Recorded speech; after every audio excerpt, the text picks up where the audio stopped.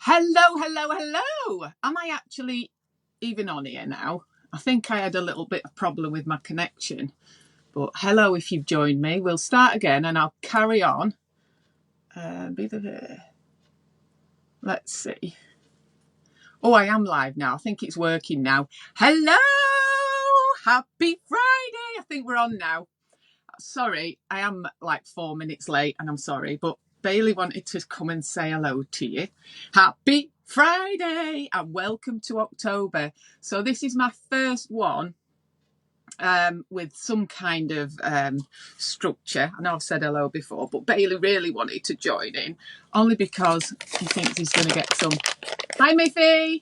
Thank you for joining me. Sorry, I had a bit of a technical glitch there. It wouldn't be real life, would it, if I didn't have a glitch? So it's lovely to see you all. If you're joining me, Bailey does look great. Thank you, Miffy. Hi, Hamera. How are you today? Happy Friday. Don't we all love a Friday? But I'm off this weekend, so hopefully we've got some nice things planned to do and some dog walks. So this Facebook Live, I have done a little tiny bit of prep because I wanted to try and offer you something that you might find of value. Hi Penny, hi Bex, how are you? I wish I was there with you.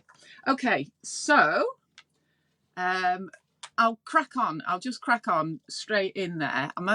It's a bit strange doing this, but lovely to see you all, especially any of my ladies that are watching, because I don't have my mask on, which I'm very happy about. And so I'll just crack on with what I've prepared. So please forgive me for looking at my notes. Hi, Bailey. Are you going to stay there all the time? Can you not just... I know you think you're going to get loads of treats. Yes. Beautiful is my baby.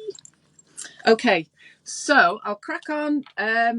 Why did I want to do this? So I just had the idea of doing this as a Facebook Live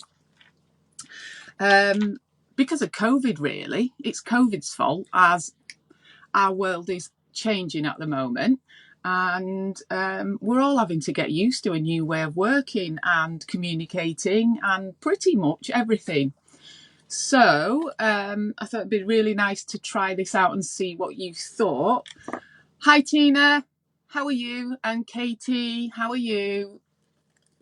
Hi Margaret. Happy Friday. So I've decided to do this just because of COVID, really. And the reason being is that I think a lot of people have been struggling. I've certainly come across it in my work. When I was at the doctor's surgery the other day, I know one of the GPs there said he's getting a lot of people contacting him with lots of issues specifically around mental health problems and deteriorations. And I think the strange thing about COVID is that I don't really think we understand fully how and why it affects our mental health. Hi Tina. Hi Becky. How are you today? So I think we don't really know because problems with mental health, we can't see them. So it's a bit difficult to always explain them, diagnose them and treat them. Oh, Bailey. Sorry about this. Bailey, you might have to move. And so while we're on the subject of mental health and mental health issues, I think so many people have been affected. And I think one of the reasons is because lots of things that help to keep us mentally well have been changed or taken away from us. And for myself, even though I think I don't like going swimming, I normally would go swimming once a week and go out with the dogs and what have you. But obviously the gyms were closed, and that goes for a lot of people who weren't able to do their normal thing, their normal routine. And obviously a lot of us in the beginning, we were all stuck in. And I think we underestimate the impact on our mental health of physical exercise, certainly, because I think I'm being a bit lazy when I don't go. But when I do go, I think you do feel the benefits of it. And so some of this chat today is about mental health and some of the things that we can do to help improve our mental health, and also a little bit about meditation, hypnosis, how the brain works. And so I'll take you through what I've got. And also, did you know that October the 10th is World Mental Health Day? So that's on the 10th of October. And the theme this year, as far as I know, I might be wrong, is mental health for all, because everybody deserves to have a healthy mental state. Yeah, and so I do think loads and loads of people have been struggling. Whoever you are, whatever your age, if your routine has been disrupted, I think that's been hard for lots of people, and especially hard if you're having a baby or you've just had a baby, because lots of the support networks have been disrupted, and obviously partners aren't able to come to the appointments with ladies.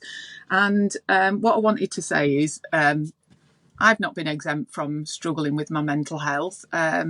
We all have our ups and downs, and recently I was struggling. I was feeling down in the dumps, really, and June was not a good month for me. I certainly wasn't firing on all cylinders, and I was really struggling. I was letting stress get to me, and it was just strange, really, because I'd felt pretty good most of the time.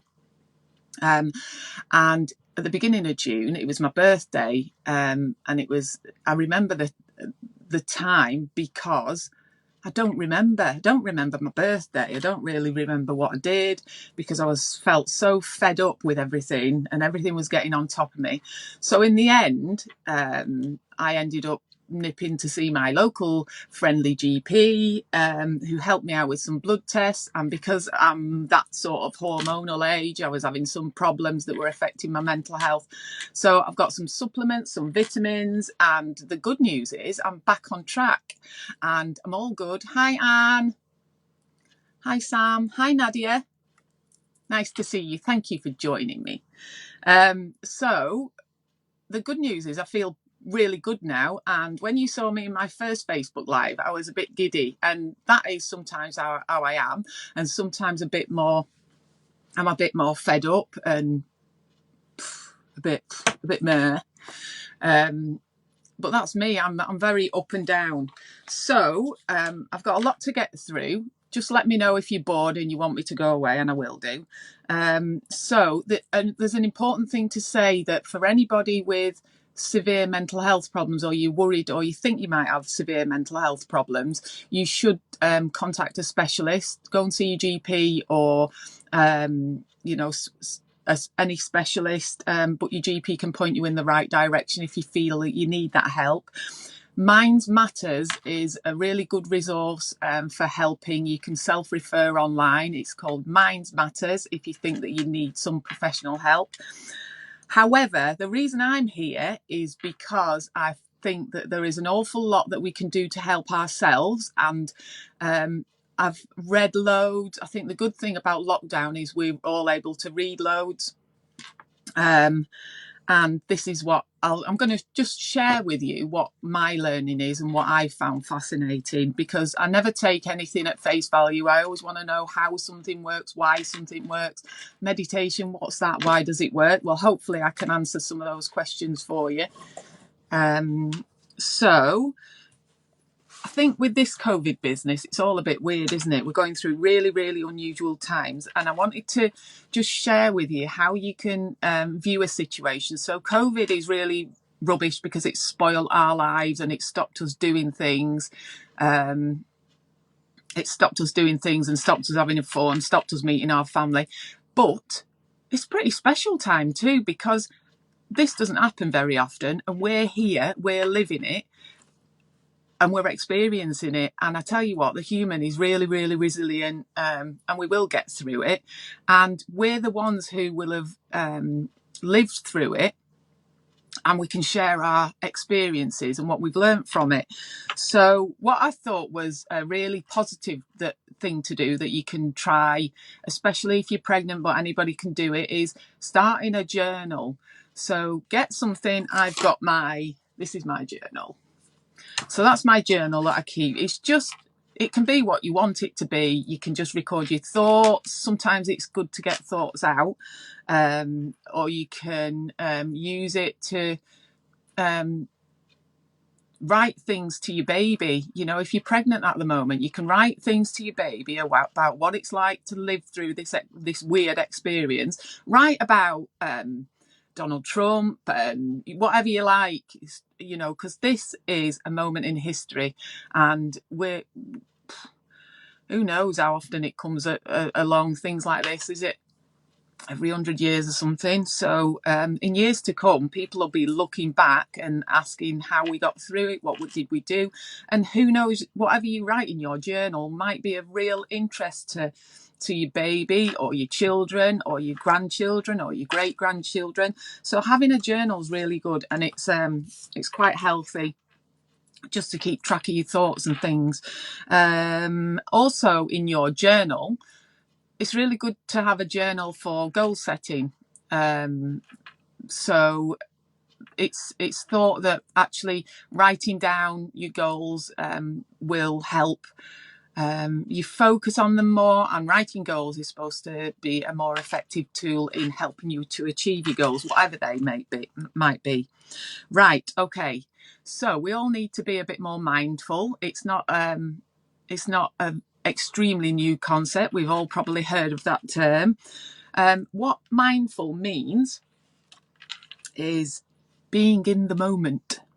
It's stepping out of your body and your mind and observing. So we're trying to get you to, by being mindful, just observing what's going on with yourself, with your thoughts, and without criticism, without judgment, and without additional thought. So by kind of observing yourself, it helps you become more self-aware.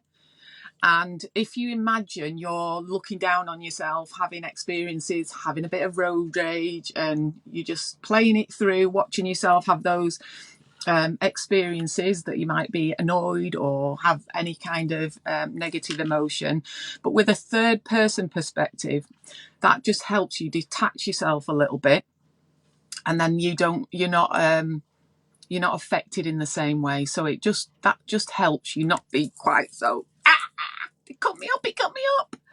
So that's how that helps. Notice what's happening through your day. So you will be shocked at how much of our day we go through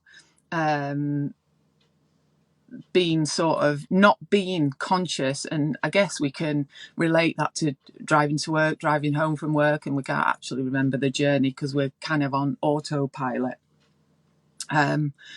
So you've probably all seen this little jobby, you know, the little diagram of the iceberg. So if you look at that, and it shows you conscious mind 10%, subconscious mind 90%. So this isn't new.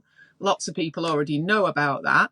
But what it shows you is that a huge part of your mind running the show, that's your subconscious. So what some of the techniques I'm going to tell you about are basically how to tap into that, how to get stuff into that. So, you know, just to really help that huge part of the mind that we don't always think about. So mindfulness is about being present, and I thought this was a little fun fact. The mind wanders 47% of the time. Off, there it goes. What we having for tea? I'm going to make a chicken and leek pie. I'm going to make for tea. So the fact that the mind, that's perfectly normal. And a lot of people say, I can't meditate because I'm just thinking about all stuff. You're not on your own. That's how the mind works. The mind wanders 47% of the time, you know. So what some of this is about is learning how to train the mind in how to be here when we already are here. So we're here and I'm going, it's not raining. Beautiful. So taking notice of your surroundings. So this here, this is from a YouTube clip. I'm going to show it you. So I'm going to hopefully put all these links up if you're interested. But mindfulness is the ability to know what's happening in your head at any given moment, and that clip is happily that's a YouTube clip. You can look for that YouTube clip, which I strongly advise you have a look at. It's called Why Mindfulness is a Superpower and Animation. So it's really cute actually, because it's a little animation with like a little, I think it's a mouse and a hedgehog or something, but it's only very short, but it's really just lovely and interesting. I reckon mine wanders more like 80% of the time. Penny, I'm with you. I think mine's about 99% of the time. That's why I can't focus to do these kinds of things. And the other YouTube clip that I would recommend, and I will really try and get the links up and put them on for you. And this was the other one, and I'm just showing you the picture to help you find it. That's on Happily as well, but that's a YouTube clip. Can you see the two wolves, the nice calm blue wolf and the fiery red wolf? And that clip is called, if you look on YouTube, it's called How Mindfulness Empowers Us. There, that's two wolves fighting in your heart. There you go. That's really informative, and it's just, with it being animated, it's just a bit nicer to watch. Okay, I've put down here, where did my interest in how the mind works start? Well, I'll tell you. Well, when I first qualified as a midwife, I was starting to hear more about people learning the practice of hypnobirthing. I thought, what's that? But I was hearing lots of stories that were positive. Hi, Sally. How are you?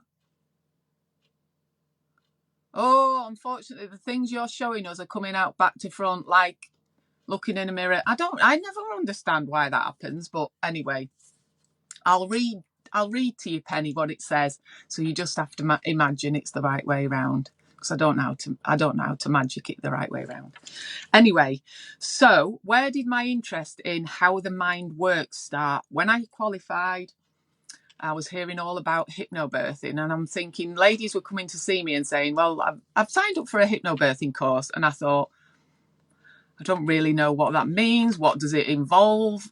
Am I supposed to know about it? So luckily the opportunity came, and I noticed a hypnobirthing conference that was being held in Liverpool, and I signed up for it, and I went, and I remember very well that day driving down Penny Lane, and it was after a night shift. I'd had a tiny little bit of sleep, but I really wanted to go. I really wanted to see, because I've always been quite open-minded. I just wanted to see what it was about. So there was loads of really interesting things being said, and one of the things that I got from it was that it was a professor talking, and she was talking about how being tense increases your pain in labour. Okay, and I thought, that makes sense. So what she said, and she showed us the way the muscle fibers lie in the uterus. So you kind of had muscle fibers like that going that way, and muscle fibers like that going that way. So the muscle fibers go in different directions. There's a couple of layers of different muscles, and they both work together to squeeze in labour. So this one squeezes and this one squeezes that way, and they both work together. Okay, so what she said was, she said when somebody's tense, these muscles are tense as well. And so she said the friction between the two layers of muscle is what causes more pain. And for me, that made sense, because have you ever been stressed in any situation or work, or you've had a really stressful week, and these muscles here, they're up like this and they're really painful, and you need a nice massage just to get them back to where they're supposed to be. So that made sense to me.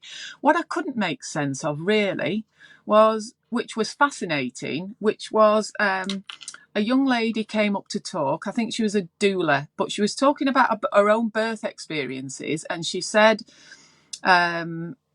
she had the most amazing pool birth.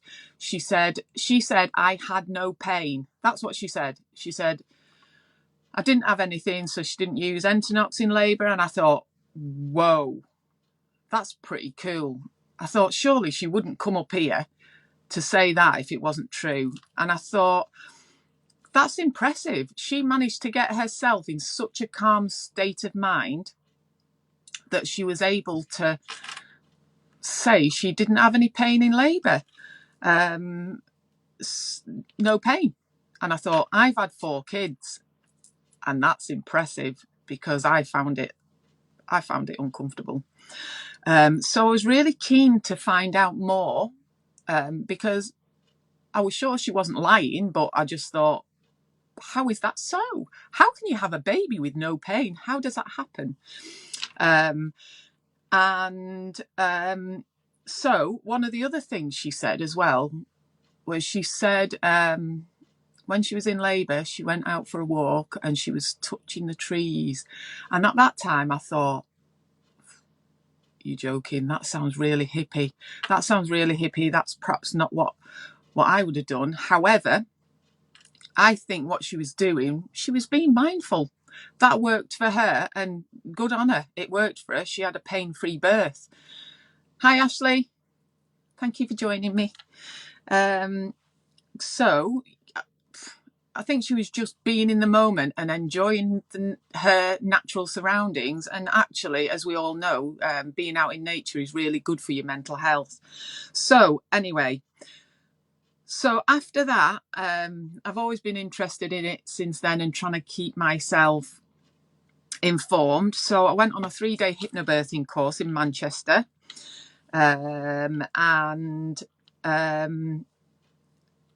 which was really interesting.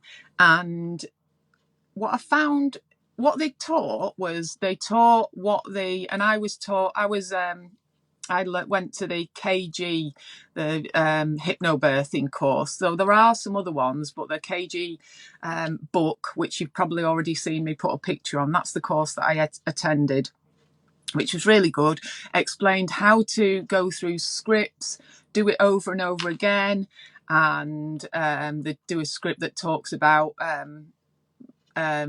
lemons and how that makes you salivate. Hi, Katie. KG Hypnobirthing, if you're interested, but I'll show you some resources that you can access. And so what they were teaching was going through these scripts, which is you can actually listen to them, and it's just nice and calm explaining to you, going through this script, and it still felt a little bit hippie. And over the 3 days, they made us do these as if we were pregnant women. So at the time, I had a really bad back, and I think we did the practice 3 times where the teacher read us 3 different scripts. And the first time, I think we were sat in our chair, and I'm thinking, it's nice and relaxing. It is lovely and relaxing, but I don't know how this would work for pregnant women. It's just nice and relaxing. It's lovely having somebody. It's like having a bedtime story read to you. It's lovely.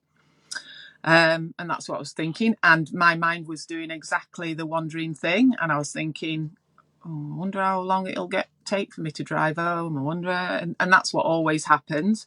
However, I've got to tell you, so on the second day we did it again, and I thought, yeah, okay, what are we having for tea tonight? Yeah, it's very nice and relaxing. And on the third session that we did, I thought, I can't sit on this chair again because my back really hurts. I've been sitting there all day. So I just thought, oh, I'm just going to lay on the floor. And I laid on the floor and they started talking through this script. Nice and calming, nice and calming. And the moment I got down on the floor, I thought, I should not have done this. The floor is really, really, really hard and my back's killing me. But I can't get up. I can't get up now and interrupt all these people trying to do this peaceful mindfulness. So I just carried on lying there and thinking, my back really hurts, my back really hurts. And the more it went on, I sort of enjoyed it, and I knew I couldn't get up, so I just listened to it. And by the end of it, when they said, right, okay, hi Natasha, hi Amanda, how are you? Happy Friday. So anyway, by the end of it, I got up, and the first thing I thought was, oh God, my back wasn't hurting. My back wasn't hurting. And it almost felt like I was kind of drifting off to sleep. So my evidence is that if you practice it, it worked for me. That, you know, I'm just being honest with you. So if you are doing any sort of hypnobirthing training, or you're reading the book, or you're doing the meditations, you do it over and over again. And the benefit of doing it over and over again is that it develops. The more you do something, it's like building a muscle up. The more you do it, the more you strengthen those neural pathways. And so it does work. It does work. So after I'd been to the course, they taught me, and I thought to myself, how am I going to convey this course to the women that I teach so that it doesn't sound like it's just sit there and listen to something calming? I needed some more evidence to show me how it worked. There was lots of people saying, yes, it does work, but I wanted to know how it worked. So that's how. Oh, I tell you what, I found is that the way in hypnobirthing sometimes they tackle fears that people have is they'll get you to close your eyes and they'll get you to visualize, for example, a tree, an autumn tree, and it's got lots of leaves on it, and it gets you to picture what specifically those anxieties are about whatever. And then it'll explain to you how you're going to put all your fears and anxieties, they're all the leaves on the tree, and then a gust of wind's going to come along and it's going to blow all the leaves off the tree, and that's all your fears blowing off into the distance. So it gets you to physically visualize your fears going away. And there's another one where they ask you to visualize all these negative thoughts coming out of your head through a window in your head and going up into the sky, and going up and being up there with the clouds, and they just all drift away with the clouds, and that's all your worries drifting away. I thought, well, that sounds nice, but how does it work? And it turns out it does work. And that's when I stumbled upon NLP. Has anybody heard of NLP and knows what it is? I know you do, Miffy. Are you still with me, Miffy? So if you don't know, NLP stands for Neuro-Linguistic Programming. And it's been knocking about for a long time. It was created in 1976 and by some guys that were pretty clever guys in linguistics, a mathematician, and there's a little bit of hypnotherapy in there. NLP is good to manage your internal state, and let me read, helps you stay resourceful during stressful times. Who doesn't want to do that? Who doesn't want to learn about that? And it increases the speed with which you learn. Hi Miffy, thanks for you haven't snuck away then, eh? My big supporter. Thanks Miffy. So NLP is it's using those three things: linguistics, mathematics, hypnotherapy, just to help manage your internal state. Now, what I'm going to show you now is this this bit of a map. It is a little bit complicated, but I got it, and it really helped me understand so much more about how the brain worked. So I'm going to share it with you, and it might make sense, it might not. So I don't know, it's going to be difficult, isn't it? Because this is back to front, so I'm really sorry about that. That's handy for me to know, Penny, because I can print these out back to front, and then you'll be able to see them. So this thing here, can you see that? So can you see I'm going to briefly explain it. So you can see the globe here. That is supposed to be reality. Okay, so reality is what's actually going on outside, what's actually real, what's actually happening. And outside in the reality, there are, so imagine around where you're sitting now, or wherever you are in the real world, there's 2 million bits of information available to us. So, you know, using all your senses, there's 2 million bits of information. Okay. So because we're just little humans, we can only fit into our little brains 134,000 bits of information. So we can only process 134,000 bits of information of that 2 million. Okay, so basically what we're saying in a nutshell is there's loads of information there, but our little brains can only take in quite a small proportion of that. Okay, so how do we get to that number? How do we get to there's a lot of information. I'm not expecting, this is what I've used Miffy for my hypnobirthing thing, so you're not supposed to read all the bits, it's just for the visuals really. But so basically you can only take in a tiny proportion of what's actually real information in the world. And how do we get to that proportion of information we take in? Well, what we call filter.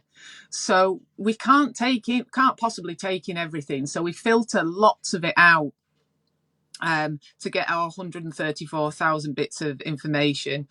And we use pictures, sounds, taste, smell, touch, sensation, and our own personality to make up our collage or our map of that information. And so our map is what we've made of the bits of information we've taken in at that time. So our map, right, okay, so your physical, so that's our map, the millions of bits of information in the world before we filter. Yes, it's too much for us to take in, so we filter, we come to our 134 bits of information and we make a map. Our map is, we make a map of the bits of information so we can make meaning of the world. So that's our meaning. And our meaning, from the bits of information we've collected and made our little collage, what we do is our mind constantly goes back to the other maps we've got in our brain, and we basically make little pictures of what's happened to us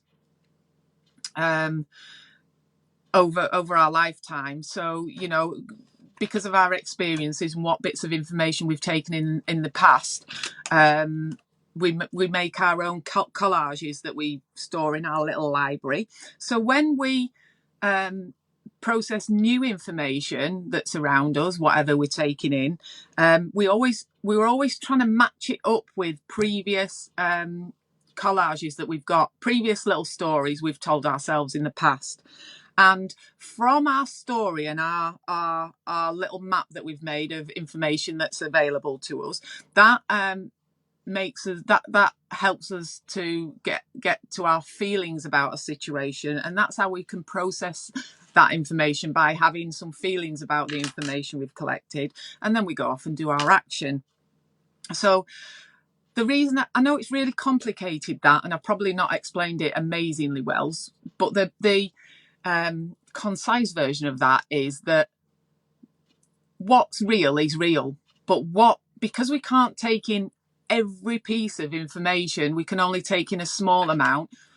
All different people choose what information they take in and how they process it and how they make that into their own story. So the bits of information that you collect is really, really subjective. So everybody's different, and that's why you will get two people in the same situation that will make very, very different feelings about the same situation. So one of the interesting bits of learning that I found is that if I were to tell you that a guy comes up to two other guys and he hits one of them, you've got to make the rest of the story up. Let me give you a minute to think about that. So guy comes up to two other people and hits one of them. You tell me the rest of the story. So all you people will have the same bits of information, but probably you will all make up a different story. Some of you'll say he robbed his chips off him, so he punched him in the face. Some of you might say, well, he hit him out of the way because a car was going to run him over. You see what I mean? You're getting what what I'm trying to say. So I thought this was a really helpful quote. The physical sensations in your body are never anything to be afraid of. It's the meaning you make of them that makes them scary. So just for example, my experience of labour and birth was it's fine. It's fine. I would say it's quite intense. It's a bit of an odd feeling for your first baby. It's a bit strange, but it's fine. And when baby's born, everything's good and you've got an amazing baby and it's all brilliant. So that's my personal experiences. So I'm very, very lucky. I've never had an awful experience. So that's my reality. That's my bit what I've made. So the second time I got pregnant, I was fine with labour and birth because my experience was it was good. It was all good. Right. Let me go on to the next little bit. Okay. So bearing in mind, you can only put in so much information into your mind. Why would you not make it positive? Why would you not make it positive? So it's a really, once you know your brain can only take in so much information, the way I see it, if you absolutely stuff it full of good stuff, then there's less space for all the negative stuff that makes you feel rubbish to sneak in there. So lots of my midwife friends, their worst nightmare is the reality programs that we all know about, and we're very curious, so we like to watch them. I don't watch them. I don't like them because, number one, it's not normal for people to give birth being observed by anybody other than, the partner or, but it's having a baby and being in labour is such an intimate experience. You should try and make the same circumstances or same surroundings as if the same as when you first made your baby. And you know what I'm saying? So it's a very intimate time, and to have a whole TV worth of of cameras watching you, they're there to make a TV program. So they don't want boring calm births. They want drama. They want high drama. This is what it's like, and it's all a happy ending. And I just think, so for the get-go, that's not a normal situation with cameras watching. And in my experience, my own birth wasn't high drama, just nice and quiet. So it's not really real, is it? I know it is real, but they're only showing you what they want to show you. And by the way, watching emergencies, high drama, and how's that helping you? How's that helping you? It's not. It's not helpful for a calm birth, and it's not helpful for your own natural hormones. So change your map, take in the bits of information that you want or you choose, and you can change your experiences. So what I was going to tell you about, one of my book recommendations, if anybody's interested, because you're sat at home and you've got loads of time on your hand, this one, can you see? Right, for Penny especially, for anybody who can't read mirror images, The Oxytocin Factor, that's called, by Kirsten Moberg, forward by Michael O'Dent. And for any of my midwife friends, you'll know who Michael O'Dent is. And I'm just going to read you a tiny little bit out of this book. Another effect in oxytocin's wide sphere of influence is its ability to alleviate pain. Oxytocin sends signals along nerve fibers from their site of origin in the hypothalamus to several areas in the nervous system that relate to the sensation of pain. So what he's saying there, that is just a lovely book. It's just what I needed. I needed to know how oxytocin, how does that stop things hurting? Well, it does. If you read that book, you'll find out. It's really quite informative. If you're interested in tapping the hormone of calm, love and healing, there you go. Read that. And what was the other thing I was going to tell you about? Now I'm going to have to read you these because they're all back to front. The other thing you can do, if you can only take so many bits of information in and you want them to be positive, a really quick and easy way you can do it is fill up your phone. Fill up your phone with good stuff. If you're on Facebook, you're on Instagram, be careful of who you've got on Facebook, Instagram. If there's somebody on there that is continuously posting horrible things of, especially when you're pregnant, do you need to see all that? You have to make your own choices about what you want to see on there. So I'm going to give you some tips of people to follow on Instagram. These are ones that I follow. So we've got the Law of Attraction. So you might have heard of The Secret, the Law of Attraction. So I'm going to, there's Instagram posts I've just copied just recently. And it says, if you can't read back to front, gratitude is a powerful process for shifting your energy and bringing more of what you want into your life.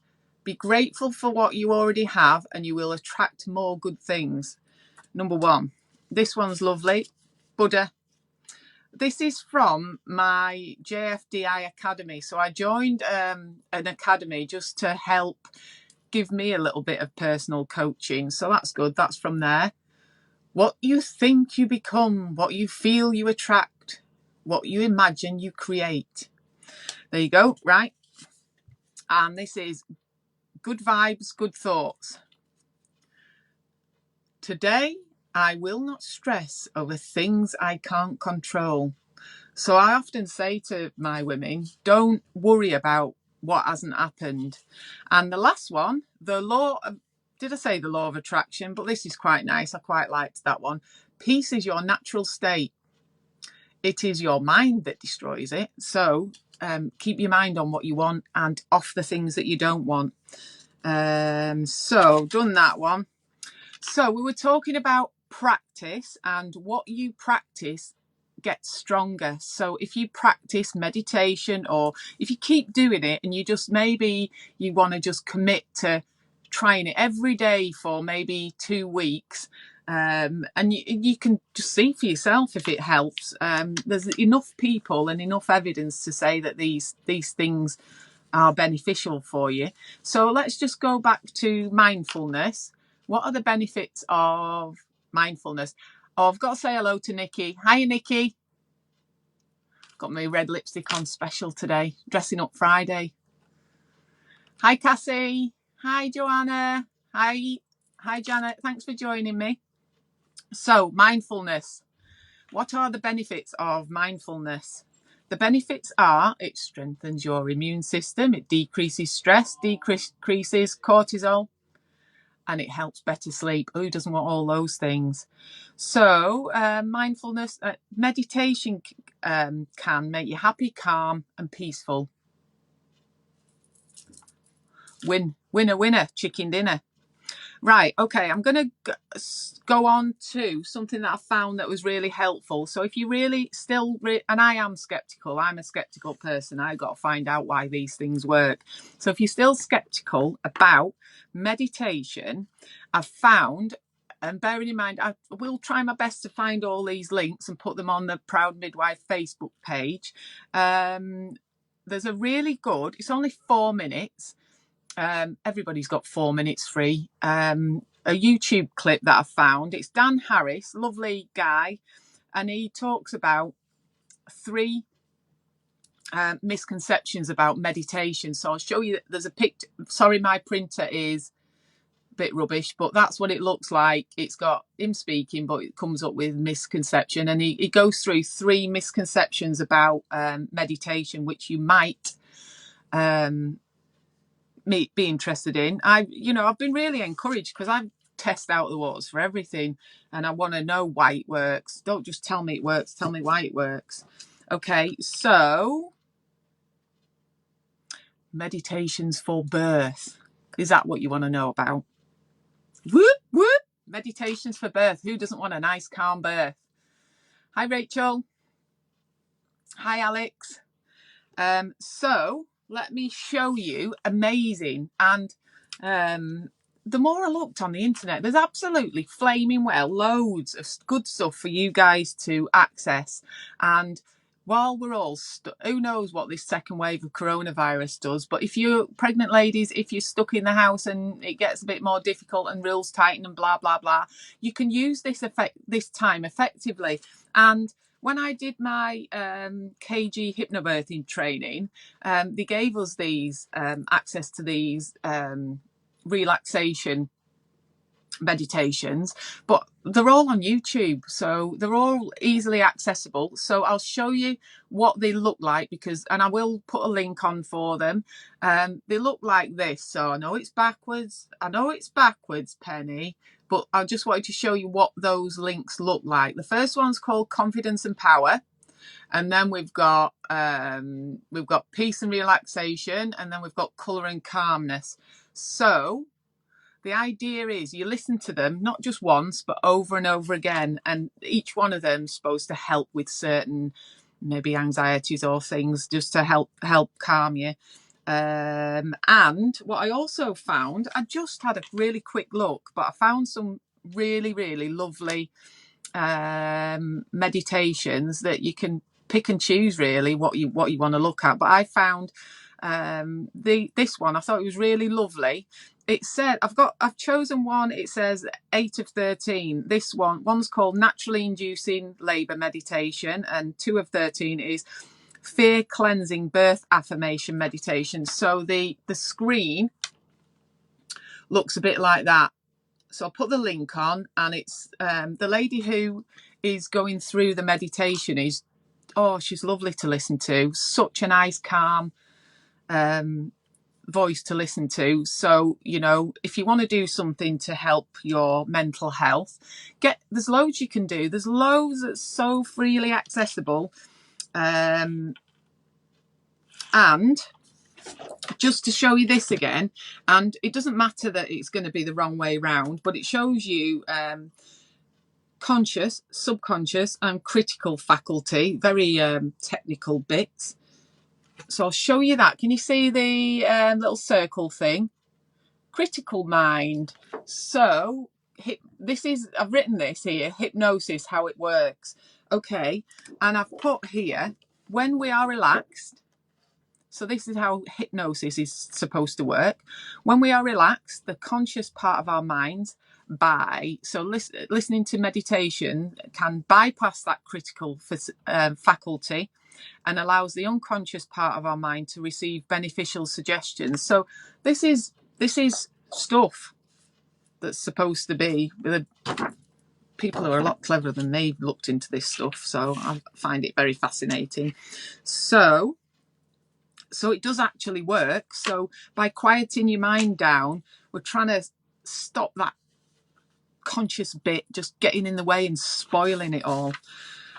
And been on here ages, haven't I? But I just wanted to do a couple of recommendations.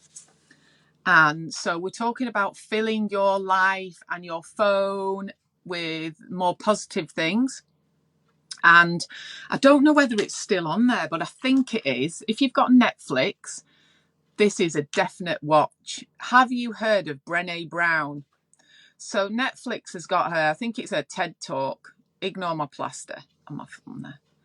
So Brené Brown is absolutely the most amazing woman.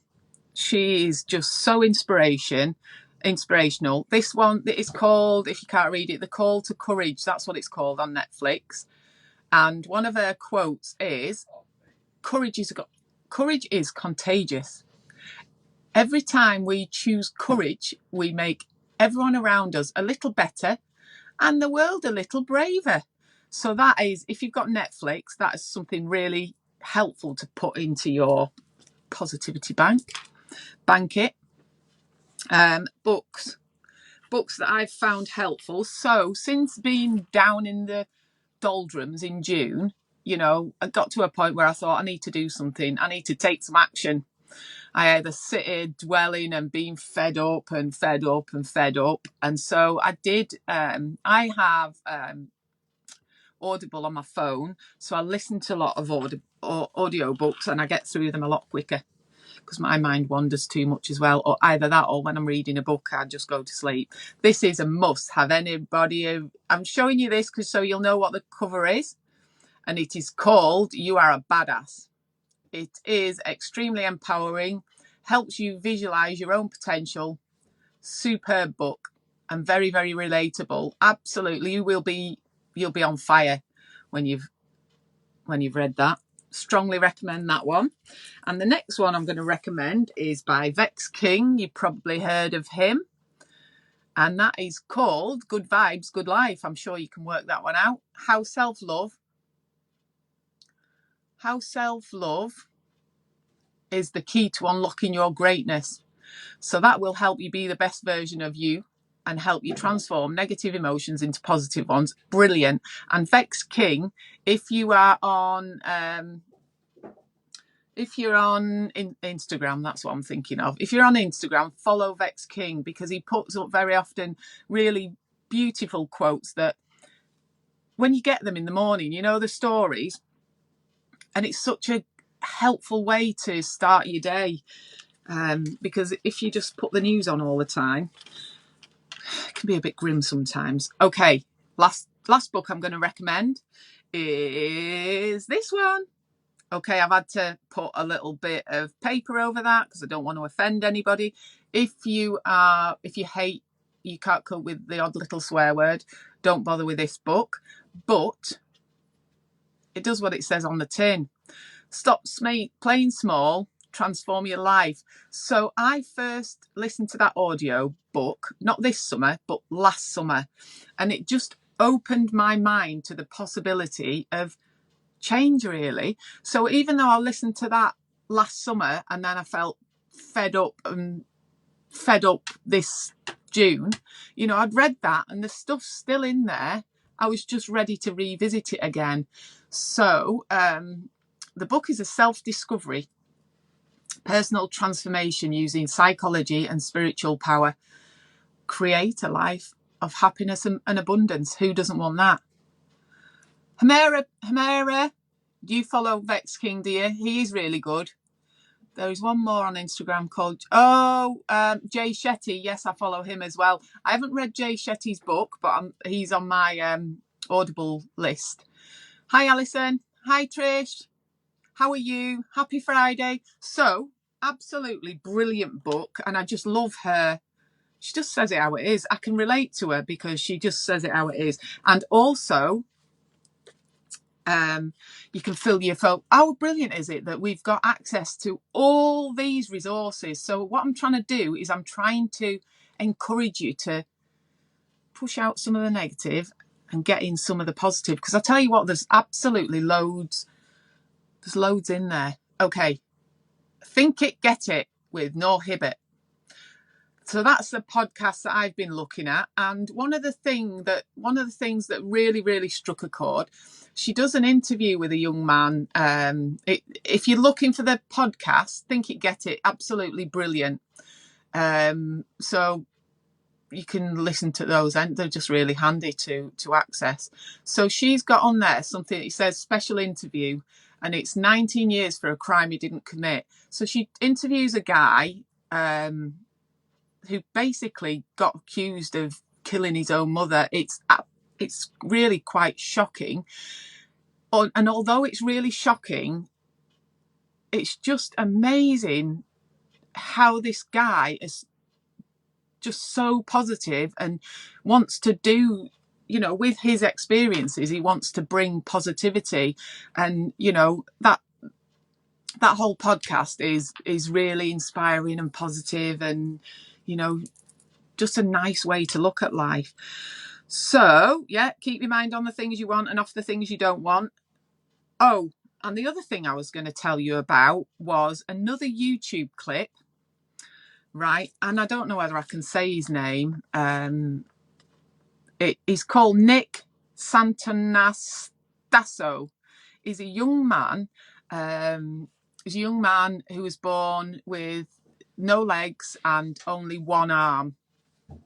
And I tell you what, if you're feeling down and uninspired, you need to watch this. He's now a motivational speaker. You'll be able to find loads of YouTube clips of him doing pranks and things like that. But he is just a guy who said, these are the cards I've been dealt in life, and I'm making the most of it. He is just utterly inspiring. Okay, Mara, don't worry. You're going to eat now. Okay. You can watch the rest of this video, though, anytime. Okay, so Nick Santonastasso, he'll encourage you to focus on your strengths. The YouTube video, you probably can't remember. Hi, darling. Come on, my baby's come back. Oh, all right, you as well. The other one's here as well. Oh, you've lost your little bonnet, Bailey. So the YouTube clip that I want to tell you about is this is the only way to become stronger. It's 11 minutes long, and everybody needs to watch that. Shift your perspective. So if life deals you lemons, make lemonade. That's what I say. And what was the other book? Oh, I missed a book out that I wanted to recommend. Just quickly show it you. The Chimp Paradox. That will give you lots of awareness of why you and other people act and behave and feel the way you do. It tells you a little bit about how the brain works, which is what I very much like. And the biggest takeout from that book I got was the rule of 5. Bailey. The rule of 5. And what the rule of 5 means, that for every person every 5 people that you are with, there'll be one of them that loves you, proper loves you. They're probably going to be your best friends. So that one person loves you, just gets on. It's just clicking. So one person absolutely loves you, thinks you're amazing and wonderful, is possibly your best friends. And there's 3 out of those 5 people who will make a judgment about you based on what they know. So they'll decide what they want about you based on what they know about you. And this other little person here, the 1 in 5 people that you meet, just doesn't like you. Doesn't like you. This one person just doesn't like you. It doesn't matter what you do. It doesn't matter what you do. That one person doesn't like you. So just to remind you, for every 5 people, 1 of them loves you, 3 of them will reserve judgment and judge you, decide whether they like you or not. But that one person, doesn't matter what you're going to do, that one person ain't never going to like you. So once I found out that, once I realised that, oh God, it was just let me go, helped me to let go of so many things. Because you got that one person that I'm sure we've all come across that you think, why do they not like me? For me, my stepmother absolutely hated my guts. Absolutely hated my guts. And some of that was because of the naughty things I did, but she hated my guts. So that one person, don't waste your energy on them. there's always going to be people that don't like you, and there's not a great deal you can do about that. But that goes for you as well. You're probably going to come across other people that you just don't click with. So that's that book recommendation. And I've told you about Nick Santanasto. This is the only way to become stronger. You need to watch that. Ability. Okay, how can we put some good stuff in our minds? And just to let you know, the book that I'm reading at the moment, one of our lovely midwives, Jane Tomlinson Whiteman, recommended this. Thank you. She recommended another one as well. I've read that. It's really, really lovely. This book is really lovely because it's a proper easy read. So anybody who's going into, oh, I like that. Oh, I like pictures. I do like pictures. So this is really, really lovely. So if you like pictures, I'm going to read you a tiny bit out of this book. I just opened it, funnily enough, and it came up with, I opened it at that page randomly, and it says, the first line on it is when a woman is pregnant. And I thought, well, I've got to read that out to you guys. So it's an ability to create beauty for healing purposes, this little bit's called. When a woman is pregnant, she often feels the urge to nest, adorning the space around her for a new baby. There is something powerful about creating a beautiful environment. A space that feels good, looks good, and smells good is a natural way to support a growing child and enhance our own well-being. Don't we know that? Experiencing nature is another way to generate positive feelings. So go out and touch the trees. Being in beautiful settings is often a prescription for stress reduction. This makes sense because one definition of beauty is something that pleasurably exalts the mind. Women seem to know this instinctively and as a result tend to create nurturing environments. It's also why so many women are stepping forward to protect the natural world. Yay, girl power. So that's really lovely. I'll not read any more, but you know, if you're looking to fill your mind with good stuff, you know, I think I got that off Amazon. I think you can get most of them on Amazon. So my challenge for you, and I'm going to be with you again. Really sorry, it got dashed. Catch up. Bye, Miffy. Thanks for joining me. So the what I want challenge you to do is for next time, if you can share them with me, I want you to try to think of 3 things every day when you get up. It's going to take 2 minutes, and if you've got a nice little journal like me, I'm going to do it as well. So I might be sharing some of those. But this morning, the 3 things would you like to know that I am grateful for? I'm very grateful for my job because I'm utterly aware, and we hear it on the news every day, of people losing their jobs because of this horrible situation we're in. And my job has been busier than ever. And I meet some lovely people on a daily basis, most ladies and the colleagues I work with. I've had a really good week this week. I've had some lovely feedback and some really lovely scones that Paula made for me that my family have pretty much devoured already, you know. So I'm really grateful for my job. I'm really grateful for my little doggies, and I don't know whether you can see. So I love my 2. I've got 2 black labs. You've probably seen them. They're 1 now. So they've been a bundle of joy and made me very, very happy and got me out and about for lots of walks on the beach. But what I am grateful for, and I'm going to try and move this camera so you can see, because this is pretty much where he is all of the time. Let me see if you can see. Can you see? This is Alfie. There's Alfie. So Alfie is a pedigree Labrador, and he's 14. So he's getting a bit slower now, but every day I'm grateful that he's here because he follows me around like a sheep. He absolutely loves me to bits.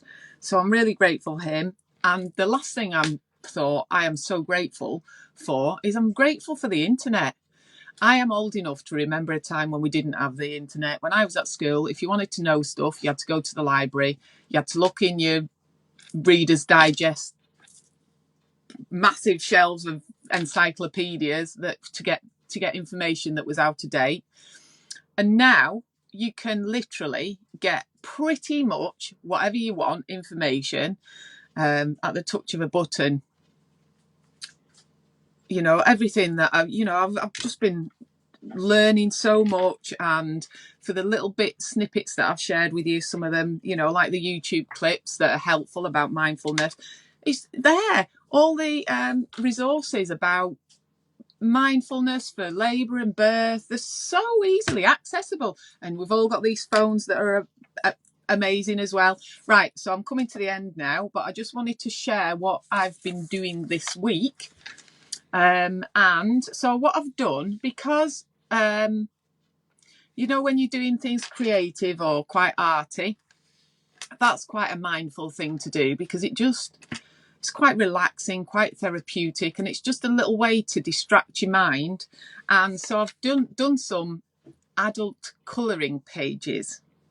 Not that kind of adult, but hopefully there are the mostly positive birth affirmations that I just thought were really helpful. So I'm going to show you them, and if anybody is interested, if you just direct message me your email address, I'm going to I can just email you the PDF. So this one says bring it on, so you can, I know it's going to be backwards, but it's not going to be backwards when you get it. Bring it on, it says. So these are things. So positive birth affirmations are a really, really good way to put them around your house, stick them on your fridge, put them on post-it notes. So we've got bring it on, and you know, it will get in there. It might seem a bit, but it's something positive rather than having something negative. So what does this one say?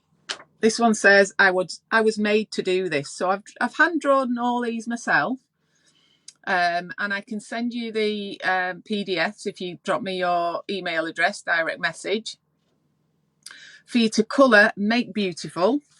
I like this one. This one is, I am relaxed and calm. I am relaxed and calm. Are you relaxed and calm? So you think that you're just going to believe this, but if you keep looking at something that's a positive birth affirmation, it really does impact on your subconscious mind. And that's what you're trying to do with positive birth affirmations. You are trying to tell your brain. And the reason I know that works is because if somebody tells you something, and it's usually when you're a kid growing up, somebody tells you something negative about yourself, it might be absolutely untrue. But if they keep saying it and keep saying it, keep saying it, keep saying it, keep saying it, eventually you start to believe it. So that's in the same way, that's how positive birth affirmations can work. You can have a look on Google Images. You'll find loads of them. So you might want to make your own. If you make your own, that's amazing, because being creative is a really mindful thing to do, and you'll be really proud of them. And put positive birth affirmations round your home and be proud of them. Put them in your toilet. The last one that I want to share with you, some of the, you might remember that I painted a rainbow tree. That's, if you scroll through some of the stuff I've done, you'll see that, and it's like a rainbow coloured tree and a pregnant lady sat at the side. So I wanted to make that into a colouring thing. This looks really, really busy, but it is actually that tree, but I've added some more colouring bits to it. So if you want the rainbow tree, drop me your email and I will I'll forward you that. That's my own personal artwork that I've spent a little while doing. So you can see pregnant lady there, and it says some things. What does it say on it? Don't know. You'll have to see when you get it. Healthy body, happiness, beauty, energy, positive. I am strong. That's what you want, because you are strong. Because when you're having a baby, you know your body that's what it's for. That's what it was designed for, and it will work. So that's all I wanted to share for you for today. So I'd really value your feedback and comments. Let me know. I'm planning to come back again next Friday at 12:30. Bailey, do you want to come and say bye? Come on. Oh, yeah, I've got one last little thing to do for him. Here's the other one. There's no show without punches. What was I saying? I can't even remember. See, that's what happens at my age. So next week I'll be coming back 12:30, and I'm going to try and inject a little bit of positivity. If I can help you with the things that I already know, I might just have a flick through my hypnobirthing. I might have a flick through this, but if there's anything, obviously I can't do the whole course, but I can do snippets of it, and it's such a brilliant tool. If you practice being calm in your weeks up until birth and labour, it will make a huge difference. And I'm not just talking for one kind of birth. I'm not just talking for a particular birth, for example, a pool birth. I'm talking about all births. So if you practice some of these techniques that we've talked about, mindful, it will really have a good impact. If you've got a planned cesarean section. So they're all, if you're sitting waiting to go for your elective cesarean section, that's quite a intense place to be. You're going there, you're sitting there, you're waiting to have your baby, and it's exciting, but you're probably a little bit nervous as well. So some of these techniques, you can use them in those situations to just, some of them are some of the techniques you'll probably know. Breathing, we can go through some breathing techniques if that's what you want to do, but things like that in an emergency section, even an elective section. And I'm very, very lucky at the hospital I work. The doctors are amazing. They're brilliant, the doctors. You're in safe hands. I can talk from experience. They're absolutely magnificent at their job. But you can still have a lovely calm birth even if you're having a cesarean section. And it's a lovely way to find yourself, because if mums are calm, babies are calm. And what you've got to remember is this is a really, really, really exciting day for however you're going to have your baby. So with that, oh, Bailey, I'll show you what I've got for Bailey. See if he likes it. He does love his babies. Got him a mouse. Come on then. Come on. You want a mousey? You want a mousey? He's having this.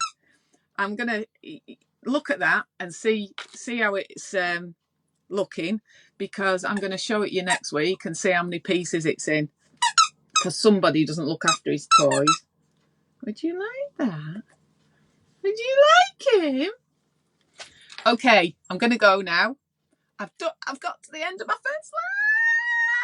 Sorry if it was a bit disorganised and I was boring you with my neuro-linguistic programming, but I look forward to seeing anybody next week.